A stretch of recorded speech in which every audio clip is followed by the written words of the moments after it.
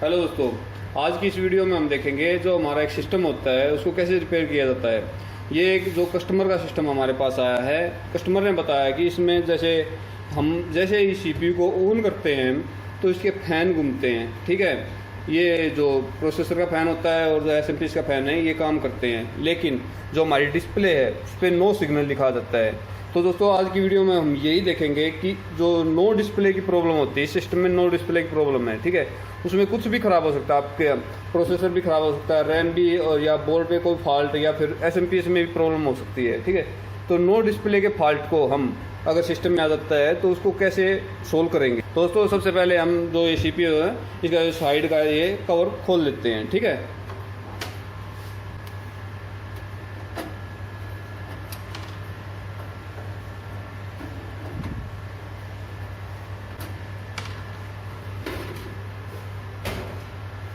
ठीक है, हमने ये सिस्टम खोल लिया है और हमने इसके जो सारे कनेक्शन हैं ये कर रखे हैं। ठीक है, पहले ही।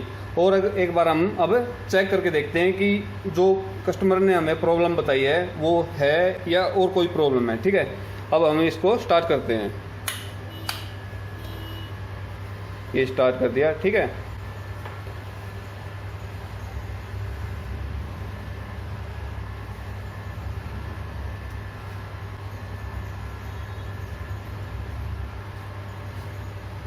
सिस्टम बंद हुआ है, फिर स्टार्ट हुआ है, ये तो नॉर्मल है।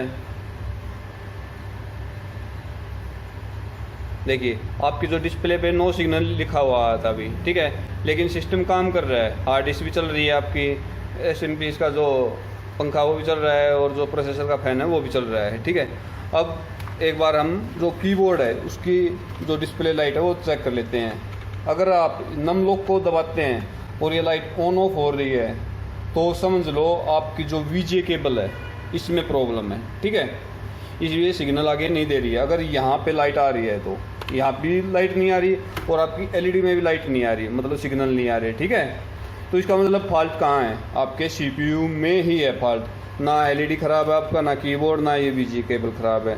अगर यहाँ पे जो कीबोर्ड में लाइट नहीं आ रही है तो ठीक है।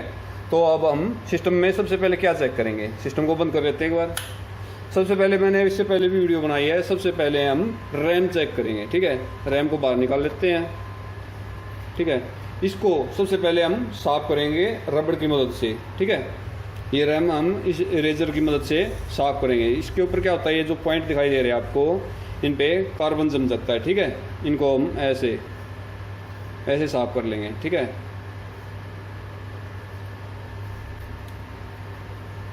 सबसे पहला पॉइंट है हमारा रैम साफ़ करने का, उसके बाद ही हमें और कुछ चेक करना है, क्योंकि ज़्यादातर इसी में कार्बन जम जाता है रैम पे, और आपका जो सिस्टम है वो डिस्प्ले देनी बंद कर देता है। सबसे पहले हम यही चेक करेंगे।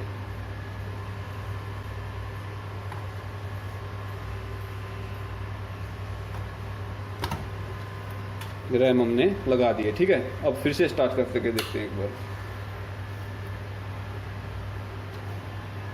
सिस्टम ऑन हो चुका है। ठीक है, सिस्टम बंद हो गया, अब फिर स्टार्ट होगा, फिर से स्टार्ट हो गया। ठीक है, अब एलईडी भी देखना आप, नो सिग्नल, रैम का फॉल्ट नहीं लग रहा है इसमें। फिर भी हम एक बार और चेक करते हैं। जो ये रैम है हम दूसरे स्लॉट में लगा के देखते हैं। आपको शुरुआत में बिल्कुल एबीसी से चेक करना होता है सिस्टम। ऐसा नहीं है कि सीधा बोर्ड खोल के बैठ जाओ उसकी रिपेयरिंग करो, ऐसा नहीं है। हम शुरुआती दौर में जो ABCD सीखते हैं उसी से हमें सिस्टम भी रिपेयर करना होता है। ठीक है, अब दूसरी स्लॉट में चेक करेंगे एक बार लगा के। ठीक है, अगर अब भी सिस्टम नहीं चलता है तो हम दूसरी रैम से इस सिस्टम को चेक करेंगे, शायद क्या पता हमारी रैम ख़राब हो गई हो। ठीक है,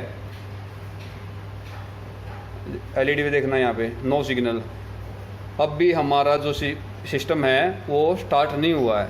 एक बार हम दूसरी रैम से इस सिस्टम को चेक कर लेते हैं। ये रैम दोस्तों हमने बिल्कुल चालू सिस्टम से निकाली है। ठीक है, अब इस सिस्टम को हम इस रैम से चेक कर लेते हैं एक बार। ठीक है,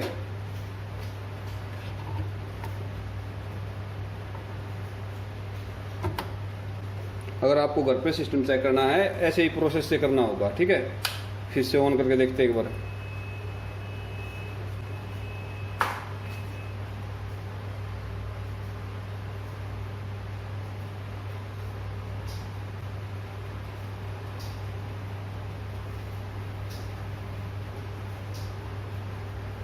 नो सिग्नल आ रहा है यार, इसका मतलब आपकी ये रैम ओके है, ठीक है।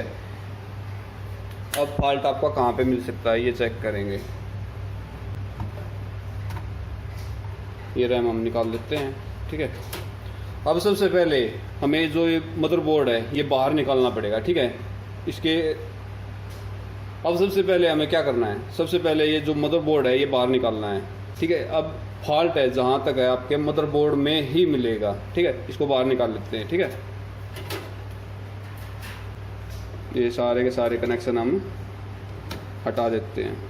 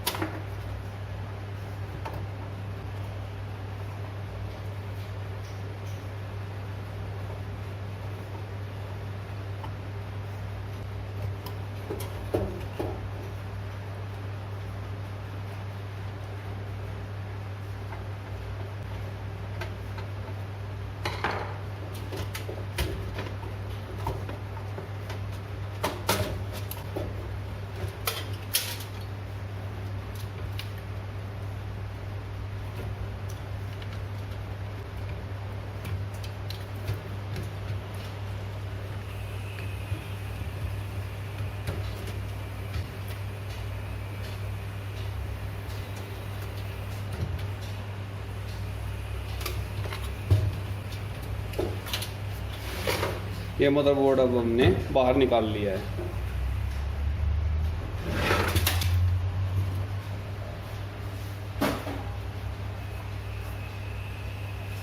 अब सबसे पहले हम एक बार दूसरे एसएमपीएस से एक बार बोर्ड को चेक कर लेते हैं, ठीक है।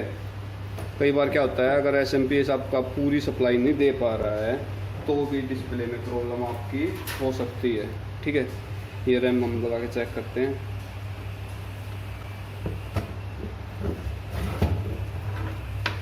एक छोटी ही प्रॉब्लम ही आपका जो डिस्प्ले में प्रॉब्लम कर सकती है, ठीक है। एक छोटी छोटी प्रॉब्लम पे आपको शुरुआती दौर में ध्यान देना ज़रूरी है, ठीक है। ये सप्लाई देखते हैं।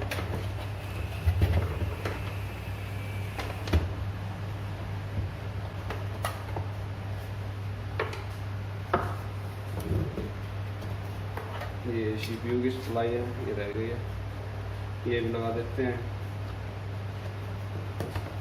ठीक है। अब इसको ऑन करके देखते हैं। जो ये पॉइंट दिखाई दे रहे हैं आपको, देखो ये यहाँ पे ये ऑन ऑफ के पॉइंट है। इन दोनों को जैसे ही शॉर्ट करेंगे हम, ये ऑन हो जाएगा आपका सिस्टम, ठीक है। अब देखते हैं एक बार।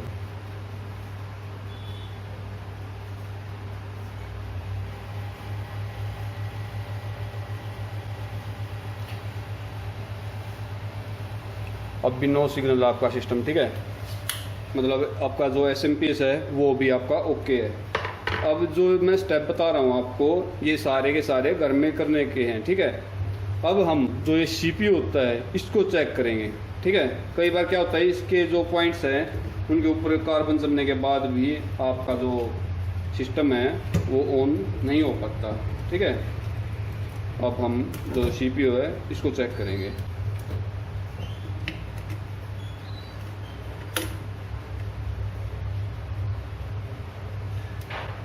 ये हमने हमारा प्रोसेसर है वो निकाल लिया, ठीक है।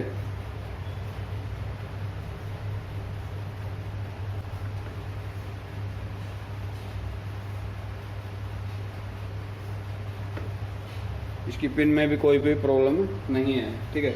जो ये सीपीयू है इसको भी हम एक बार इरेजर से साफ कर लेते हैं। इस सीपीयू को हम इरेजर से ऐसे इस तरह से हम इसको साफ करेंगे, ठीक है। इस तरह से अच्छी तरह से हम साफ करेंगे, ठीक है। और फिर से एक बार इसको हम लगा के चेक करेंगे।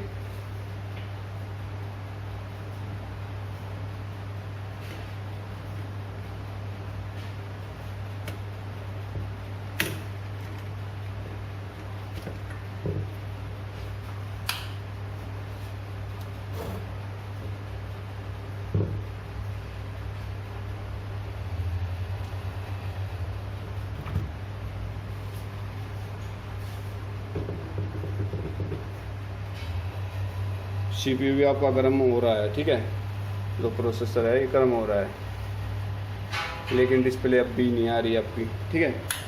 अब हम क्या चेक करेंगे दोस्तों, अब हमने जो ये मदरबोर्ड है इसकी रैम चेक कर ली, रैम में फॉल्ट नहीं मिला हमें, प्रोसेसर चेक कर लिया, प्रोसेसर में फॉल्ट नहीं मिला, ठीक है। और हमने SMPS बदल के देख लिया, जो सीमोस बैटरी ये भी निकाल के देख ली, लेकिन बोर्ड में डिस्प्ले नहीं आ रही है, ठीक है। तो अब हम बोर्ड को एक बार कार्ड से चेक करेंगे, ठीक है। ये हमारा कार्ड है, ठीक है, इसको एक बार हम कार्ड से चेक कर लेते हैं इसमें क्या प्रॉब्लम शो कर रहा है, ठीक है।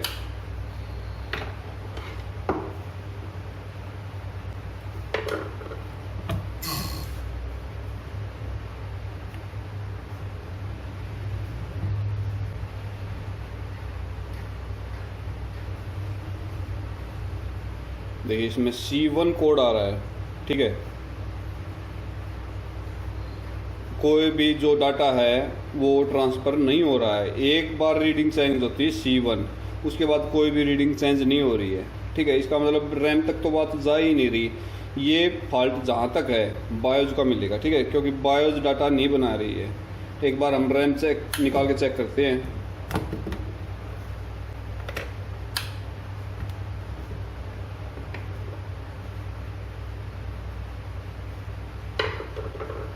जीरो जीरो C1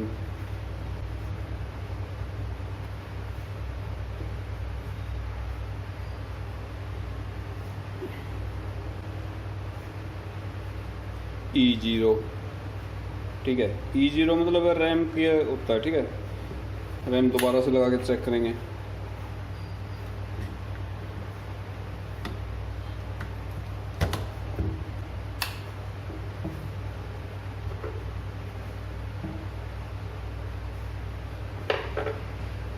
C1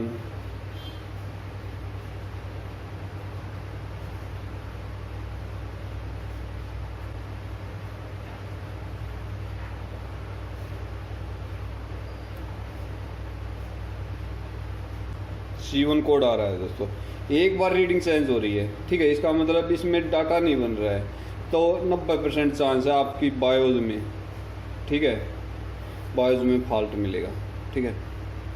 तो अब हम इसकी जो बायोज है वो या तो रीसेट कर लेते हैं, ठीक है, या फिर दूसरे मदरबोर्ड की उतार के इस पे लगा के चेक करेंगे, ठीक है।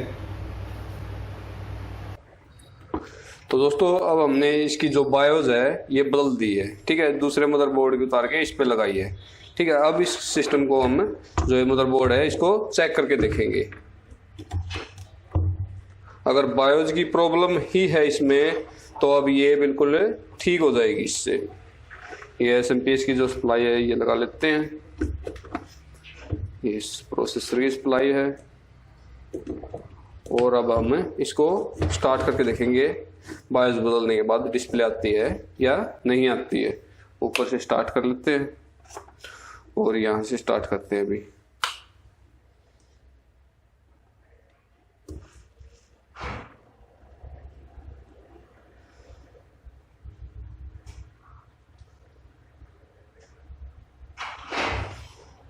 दोबारा से स्टार्ट हुआ है, ये हमारी डिस्प्ले आ गई दोस्तों, देखिए बिल्कुल ठीक ठाक डिस्प्ले आई है, ठीक है। तो इस मदरबोर्ड में फॉल्ट था ना, तो इसमें रैम का फॉल्ट था और ना ही इसमें प्रोसेसर का फॉल्ट था, ठीक है, और ना ही इसमें SMPS का फॉल्ट था। इसमें लास्ट में फॉल्ट मिला हमें बायोज का। ऐसे ही हम जो स्टेप बाय स्टेप है मदरबोर्ड को चेक करेंगे। शुरुआत करते हैं हम रैम से। अगर डिस्प्ले प्रॉब्लम है तो रैम से स्टार्ट करते हैं, VGA केबल से स्टार्ट करते हैं, SMPS से, फिर ये जो हमारा मदरबोर्ड के ऑल कंपोनेंट हैं, कैपेसिटर फटे हुए या नहीं है, ठीक है, रैम चेंज करके देख लेते हैं। तो अब इस मदरबोर्ड में हमें अब की बार नया फॉल्ट मिला है बायोज का। अगर एक भी चीज आपकी कोई भी प्रॉब्लम करती है तो सीधी सादी बात है आपकी जो डिस्प्ले है वो नहीं आएगी, ठीक है। तो दोस्तों हमें आशा है कि आपको ये वीडियो बिल्कुल समझ में आ गई है। तो दोस्तों, आपको हमारी ये वीडियो कैसी लगी, please like and share. Thank you.